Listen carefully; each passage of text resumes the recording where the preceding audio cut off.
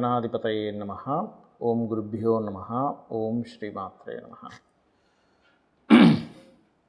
అరుణాం కరుణాతరంగితాక్షీం ధృతపాశాంకుశపుష్పబాణచాపాం అనిమాదిభిరావృతాం మయూకైః అహమిత్యేవ విభావయే భవానీం. శ్రీమాత్రే నమః. ప్రేక్షకులకి ఆ లలితాంబిక అమ్మవారి యొక్క అనుగ్రహం పరిపూర్ణంగా కలగాలని మనస్ఫూర్తి కోరుకుంటూ మనం ఈరోజు ఈ యొక్క 10వ తేదీ ఆగస్టు నుంచి 16వ తేదీ వరకు ఉన్నటువంటి గ్రహస్థితి ఏ విధంగా ఉంది. ముఖ్యంగా చంద్రుడు కుంభరాశి నుంచి మేషరాశి వరకు సంచారం జరుగుతూ ఉంటుంది ఈ వారం మొత్తము కూడా.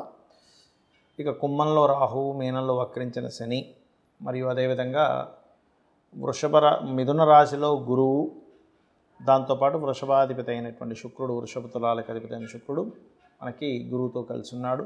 కర్కాటకంలో రవి, బుధులు, సింహంలో కేతువు, కన్యారాశిలో కుజుడున్నాడు. ఈ యొక్క గ్రహస్థితిని అనుసరించి ఈ వారం రోజుల పాటు ఎటువంటి విషయాలు మీకు కలగనున్నాయి, ఏ విషయాల పట్ల జాగ్రత్తగా ఉండాలి, ఎటువంటి పరిహార మార్గం చేసుకోవాలి అనేటువంటి విషయాలు చెప్తుంది నేనైనప్పటికీ కూడా చెప్పిస్తుంది సాక్షాత్ లలిత అమ్మవారిగా భావిస్తూ ఒక్కొక్క రాశి గురించి మనం తెలుసుకుందాం. ధనుర్లగ్నము, ధనస్సు రాశి. ధనస్సు వారికి కనుక చూసుకున్నట్లయితే రాస్యాధిపతి సప్తమ స్థానంలో ఉన్నందుకు ఇది ప్రధానంగా పార్ట్నర్స్తోని, జీవిత భాగస్వామితోని మంచి యోగాన్ని ఇస్తుంది. కాకపోతే కాస్త అదే బుధుడు యొక్క రాశిలో కుజుడు కూడా ఉన్నందుకు కొంత స్ట్రెస్ కూడా ఉంటూ ఉంటుంది. అయితే ఇక్కడ ధనపరమైనటువంటి విషయాల్లో అనుకూలత ఉంది.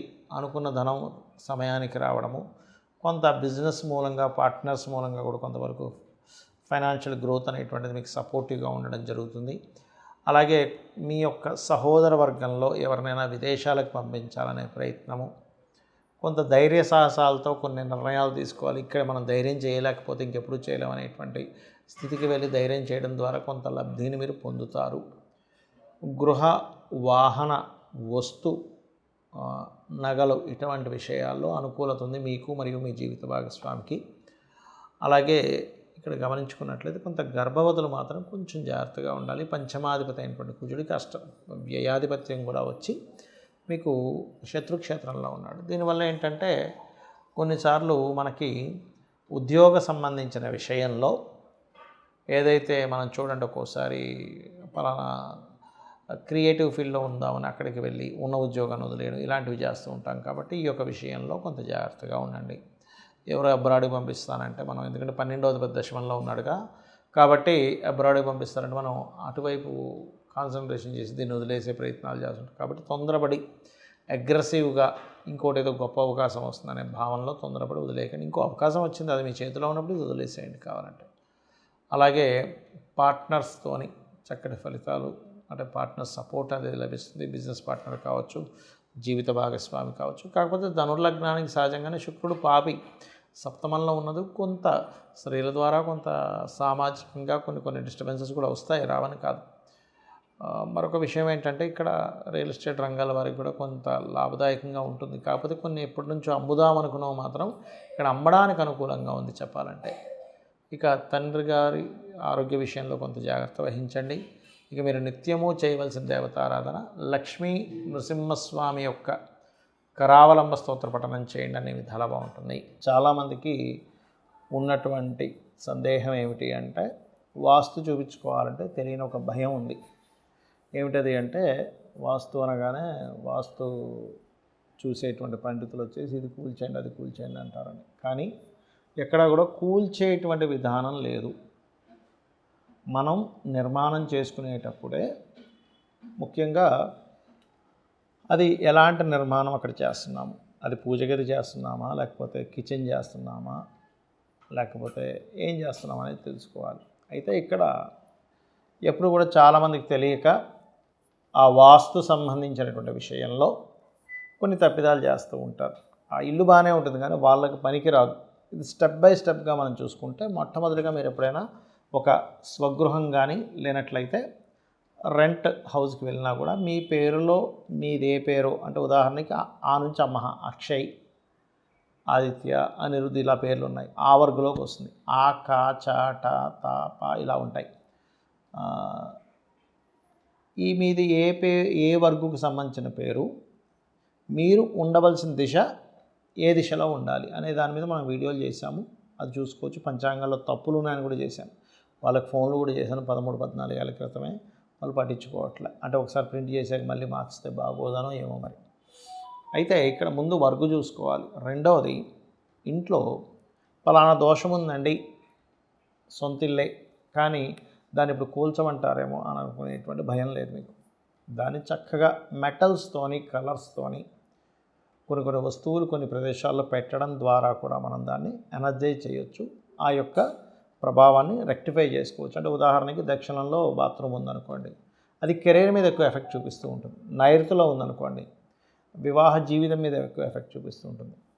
ఉదాహరణకి మీకు అదే టాయిలెట్స్ ఆగ్నేయంలో ఉన్నాయి, ధనం మీద, వివాహం అవ్వడానికి కుదరకపోవడం లేదా స్త్రీలకు అనారోగ్యం మీద చూపిస్తుంటుంది. అదే వాయువ్యంలో ఉంటే అది కూడా అనారోగ్యాన్ని చూపిస్తుంది, మానసిక స్ట్రెస్ని ఎక్కువగా ఇస్తుంది. ఉత్తరంలో ఉంటే ఇంక ఇవాళ రేపైతే చెప్పనక్కర్లే, నేను చాలా అపార్ట్మెంట్స్ కొత్త బిల్డింగ్స్ చూస్తున్నా, ఉత్తరంలో బాత్రూములు పెడుతున్నారు, అస్సలు పనికిరాదు, కుబేర స్థానం అని చెప్పారు శాస్త్రంలో.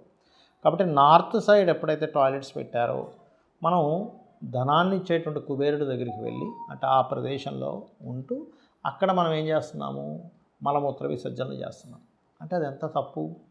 కాబట్టి వాస్తు అంటే కేవలం ఏదో 4 గోడలు కట్టేసుకున్నామన్నట్టు కాకుండా వాస్తు పురుషుడు అనేటువంటిది ఉంటుంది. ఆ వాస్తు పురుషుడు తగ్గట్టుగానే మనకి దేవతా స్వరూపాలు, ఆ దేవతలు ఎలా ఉన్నారు ఏంటి, ఒక్కొక్క దానికి పద విభజన, పద నిర్మాణం అనేటువంటిది ఉంటుంది. దాన్ని బట్టి ఇంకొంతమంది ఆయం కట్టి కూడా, సొంత గృహం అయితే ఆయం కట్టి కూడా చేసుకుంటారు. ఆయం కట్టలేదు, అపార్ట్మెంట్ ఏదో, దానికి లోపల మనకు 16 డివిజన్స్లో ఎక్కడ ఏ దేవతా స్వరూపం ఉంది, ఎక్కడ ఎటువంటి జాగ్రత్తలు తీసుకోవాలి, ఎక్కడ ఎటువంటి యాక్టివిటీస్ చేస్తున్నాము, ఏ వర్ణము, ఏ వాల్కి ఏ వర్ణం ఉంటే మంచిది, తను ఎనర్జైజ్ చేయాలంటే ఎలాగా అనేటువంటిది కలర్ టెక్నిక్తోని, లేకపోతే మెటల్ టెక్నిక్తోని, మిర్రర్ టెక్నిక్తోని దాన్ని సెట్ చేసుకోవచ్చు. ఇంట్లో చేసే యాక్టివిటీస్లో కూడా కొన్ని మార్పులు చేసుకోవాలి. అంతేగాని వాస్తవంగా ఏదో కోల్ చేస్తారు అలా కాదు. ఇది మీరు ముఖ్యంగా గుర్తుపెట్టుకోండి. మరొక విషయం ఏంటంటే, మీరు చాలామంది అడుగుతుంది ఏంటంటే, ఏమైనా వాస్తు ప్రభావం ఎక్కువగా ఉంటుందా, జాతక ప్రభావం ఎక్కువగా ఉంటుందా? జాతక ప్రభావం మొట్టమొదటిగా ఎక్కువగా ఉంటుంది, వాస్తు ప్రభావం దానికి సపోర్ట్ చేస్తూ ఉంటుంది. ఇప్పుడు జాతకం బాగుంది కానీ మంచి వాస్తు ఇంట్లో లేరు, మీకు ఏమవుతుందంటే, ఒక ₹1,00,00,000 సంపాదిస్తున్నారు అనుకోండి సంవత్సరం మొత్తం కలిపి, మీకు ఏమవుతుంది, ఇక్కడ ఒక 10-20 లక్షలు వేస్ట్ అయిపోతూ ఉంటాయి వాస్తు సరిగ్గా లేకపోతే. లేదా నెలకు ఒక 50,000 తెచ్చుకుంటున్నాడు ఒక వ్యక్తి, వాస్తు సరిగ్గా లేకపోతే 10-15,000 వేస్టేజ్ అయిపోతూ ఉంటుంది. అదే వాస్తు బాగుంటే వేస్టేజ్ అనేది జరగదు. అలా కాదు, వాస్తు బాగుంది, జాతకము బాగుంది, అప్పుడు అన్నీ పర్ఫెక్ట్గా, అంటే అనవసరమైన అనారోగ్యాలకు ధనం పెట్టడం ఇట్లాంటివి ఏమీ జరగవు. మనకి జాతకం బాగాలేదు కానీ వాస్తు బాగుంది, అప్పుడు ఏమవుతుందంటే జాతకంలో ఉండే దోషాన్ని తట్టుకునే శక్తి వస్తుంది మంచి వాస్తు ఇంట్లో ఉండడం వల్ల. కాబట్టి ఏంటి, అన్నిటికంటే ముఖ్యం జాతకం, వాస్తు సపోర్టింగ్గా అనుకోవాలి. ఆ వాస్తుని మనం మనకి ఏ డైరెక్షన్ పనికి వస్తుంది, ఎక్కడ పదం ఉంది అంటే పదపరంగా ద్వారం ఉందా లేదా, ఈస్ట్ అంటే ఊరికనే ఈస్ట్ అని కాదు, ఈస్ట్లో జయా ఇంద్రాలో ఉందా, లేకపోతే సౌత్లో ఎక్కడుంది, నార్త్ వెస్ట్లో ఎక్కడుంది, నార్త్లో ఎలా ఉందని చూసుకోవాలి. ఇంట్లో రంగులు చూసుకోవాలి, ఇంట్లో ఏ యాక్టివిటీ ఎక్కడ చేస్తున్నామని చూసుకోవాలి. అగ్ని, మనకేంటంటే పంచభూతాలు, మనకి భూమి, అగ్ని, వాయువు, జలము, ఈ యొక్క తత్వాలు ఏవైతే ఉంటాయో, అగ్నితత్వము, వాయుతత్వము, భూతత్వము, జలతత్వము, ఆకాశతత్వం, ఈ పంచతత్వాలు ఇన్బ్యాలెన్స్డ్గా ఉన్నాయా, బ్యాలెన్స్డ్గా ఉన్నాయా అనేటువంటి దాన్ని నీట్గా ప్లాన్ వేసి శక్తి చక్రాన్ని అప్లై చేసి ఎక్కడెక్కడ ఏ దేవతా స్వరూపాలని చూసి చెప్పాలి. కానీ ఏదో రఫ్గా ఇది అనుకుంటే అది సరైనటువంటిది కాదు. కాబట్టి ఇవి తెలుసుకొని మీరు మీ యొక్క వాస్తు విషయంలో కానీ జాతక విషయంలో కానీ తెలుసుకొని మీ యొక్క జీవితాన్ని అమ్మవారి అనుగ్రహంతో గొప్ప స్థితికి వెళ్ళాలని మనస్ఫూర్తిగా కోరుకుంటూ శ్రీమాత్రే నమః.